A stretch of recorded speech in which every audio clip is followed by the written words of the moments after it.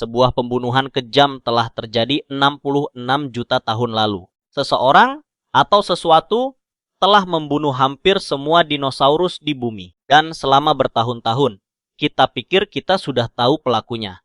Sebuah asteroid raksasa sebesar Gunung Everest datang dari angkasa, menghantam bumi dengan kekuatan tak terbayangkan, dan mengakhiri zaman keemasan mereka dalam sekejap.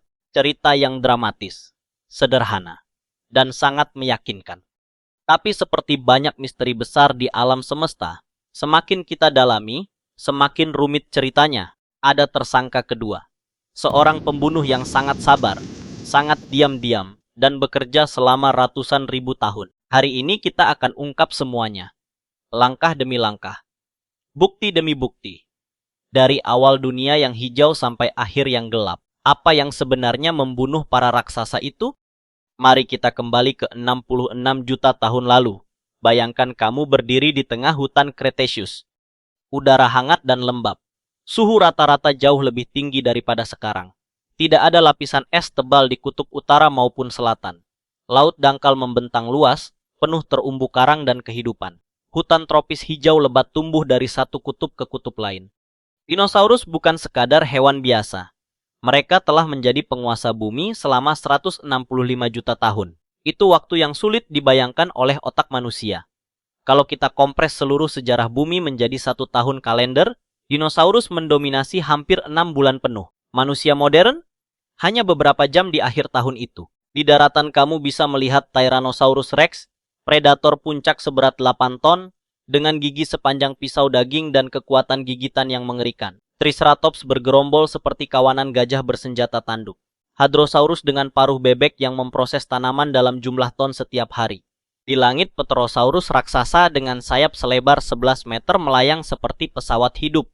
Di lautan dangkal, Mosasaurus, reptil laut sebesar paus modern menjadi raja predator.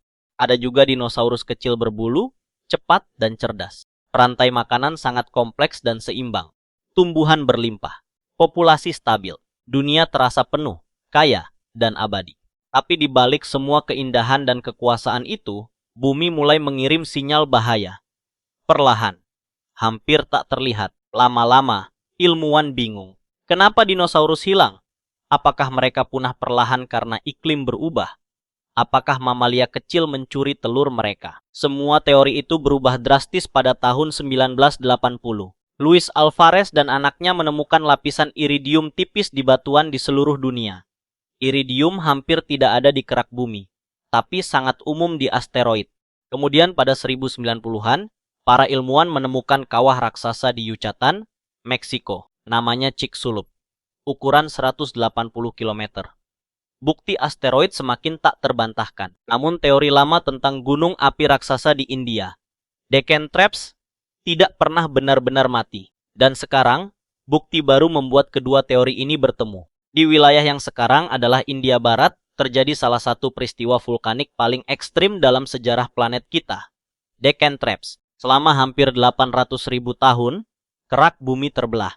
Lava panas menyembur keluar dalam denyut-denyut besar. Total volume lava mencapai hampir 1 juta kilometer kubik. Area yang tertutup lava seluas 0,5 juta kilometer persegi, lebih besar dari seluruh Prancis. Tebalnya bisa mencapai 2 kilometer. Ini bukan meletus sekali seperti supervolcano biasa. Ini seperti luka menganga yang terus mengeluarkan darah api selama puluhan ribu tahun. Gas yang dilepaskan sangat berbahaya. Karbon dioksida menyebabkan pemanasan global yang parah. Sulfur dioksida membentuk awan tebal yang memblokir matahari, menyebabkan pendinginan mendadak. Hujan asam jatuh bertahun-tahun. Laut menjadi asam. Plankton dan kerang mati massal. Rantai makanan di lautan mulai runtuh. Iklim berayun liar, periode panas ekstrem diikuti zaman dingin vulkanik.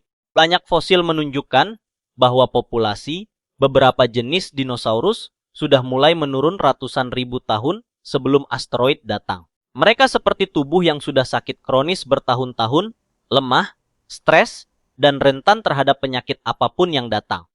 Lalu, pada suatu hari sekitar 66 juta tahun lalu, datang akhir yang cepat. Sebuah asteroid berdiameter 10 sampai 15 km mendekat dengan kecepatan 20 km per detik. Mari kita rekonstruksi apa yang terjadi menit demi menit berdasarkan simulasi ilmiah terkini. Detik pertama, asteroid memasuki atmosfer, udara di depannya menjadi plasma ribuan derajat. Saat menghantam, energi yang dilepaskan setara dengan puluhan hingga ratusan juta bom nuklir Hiroshima. Kawah sebesar 180 km terbentuk dalam hitungan menit. Beberapa detik kemudian, gelombang kejut mengguncang seluruh bola bumi seperti lonceng raksasa. Menit-menit berikutnya, batuan cair super panas tersembur ke angkasa setinggi ratusan kilometer, lalu jatuh kembali sebagai hujan bola api di seluruh dunia. Hutan terbakar massal. Kurang dari 1 jam, tsunami raksasa setinggi ratusan meter menyapu pantai-pantai di seluruh samudra. Hari-hari dan minggu berikutnya, debu tebal, sulfur, dan jelaga menutupi seluruh langit. Matahari hampir tidak terlihat. Suhu dunia turun drastis. Fotosintesis berhenti. Tumbuhan mati. Herbivora kelaparan dalam hitungan minggu. Karnivora mati menyusul. Dunia menjadi gelap, dingin, dan sepi. Tapi inilah bagian yang paling menarik dan yang sedang ramai dibahas ilmuwan saat ini. Mungkin kedua tersangka ini bukan musuh, melainkan mitra kejahatan. Bayangkan begini. Deccan-Traps sudah meracuni bumi selama ratusan ribu tahun. Ekosistem sudah lemah. Rantai makanan mulai goyah. Banyak dinosaurus sudah kesulitan bernapas, kesulitan mencari makan, dan populasi mereka menurun. Lalu asteroid datang. Getaran dahsyat dari impact Chicxulub, gelombang kejut yang mengguncang seluruh planet. Kemungkinan besar memicu Deccan-Traps yang sudah aktif menjadi jauh lebih ganas. Seperti orang yang sudah diracuni perlahan selama bertahun-tahun. Lalu tiba-tiba ditinju keras di perut. Efeknya, Deccan-Traps yang tadinya meletus dalam denyut-denyut sedang, tiba-tiba memuntahkan lava dan gas beracun dalam skala yang jauh lebih besar. Bukti ilmiah terbaru menunjukkan bahwa puncak letusan Deccan-Traps terjadi sangat dekat waktunya dengan jatuhnya asteroid, hanya selisih beberapa ribu tahun saja.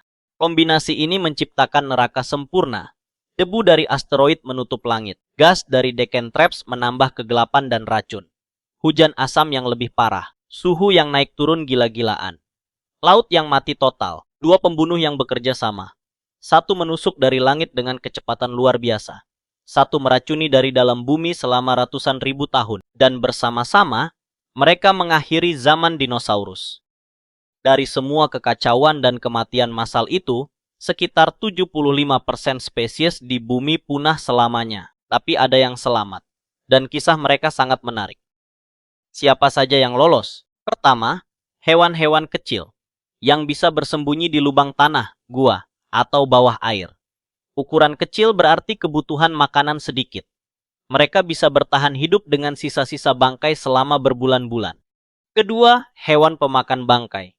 Mereka tidak peduli makanannya segar atau tidak. Selama ada mayat, mereka bisa bertahan. Ketiga, dan yang paling penting untuk cerita kita, burung. Ya, burung adalah dinosaurus yang selamat. Dinosaurus kecil berbulu yang gesit dan cerdas berhasil melewati masa kegelapan itu. Mereka punya keunggulan, bisa terbang mencari tempat yang masih ada makanan, bertelur banyak, dan beradaptasi cepat. Ironis sekali bukan? Raja-raja besar seperti Tyrannosaurus Rex yang menakutkan, yang menguasai bumi selama 165 juta tahun, hilang selamanya. Sementara sepupu kecil mereka, yang berbulu dan bisa terbang, justru bertahan. Sampai hari ini, setiap kali kamu melihat burung pipit di jendela, atau elang melayang di langit, atau burung merpati di kota, kamu sedang melihat dinosaurus yang masih hidup. Keturunan langsung dari para raksasa yang pernah menguasai planet ini. Kehidupan menemukan cara. Selalu. Sekarang, mari kita tarik napas sejenak dan lihat ke cermin. Kita manusia modern sedang melakukan eksperimen besar di planet ini. Kita melepaskan karbon dioksida dalam jumlah sangat besar dalam waktu yang sangat singkat. Apakah ini mirip dengan Deccan-Traps? Dalam beberapa hal ya, tapi skalanya berbeda. Deccan-Traps berlangsung ratusan ribu tahun. Kita melakukannya hanya dalam beberapa ratus tahun. Namun pelajaran terbesar dari kepunahan dinosaurus bukanlah ketakutan. Pelajaran utamanya adalah ketangguhan kehidupan. Bumi pernah mengalami 5 kepunahan massal besar sebelum ini. Yang terburuk, kepunahan Permian, menghilangkan hampir 95% spesies. Tapi kehidupan selalu bangkit kembali. Butuh jutaan tahun, tapi ia bangkit. Dinosaurus pernah menguasai bumi, lalu hilang. Lalu mamalia naik, lalu manusia muncul. Semua ini mengajarkan kita satu hal yang sangat penting. Planet ini kuat, tapi spesies yang tinggal di atasnya tidak selalu. Kita punya keunggulan yang dinosaurus tidak punya, kesadaran.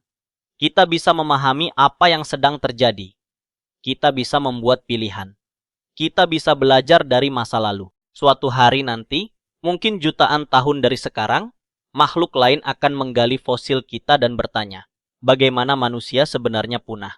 Atau, bagaimana manusia berhasil bertahan? Semuanya tergantung pilihan kita hari ini. Jadi, siapa sebenarnya pembunuh dinosaurus? Asteroid yang datang tiba-tiba dari langit, Decanthraps yang meracuni perlahan dari dalam bumi, atau keduanya yang bekerja sama dengan sempurna? Ceritakan pendapatmu di komentar di bawah.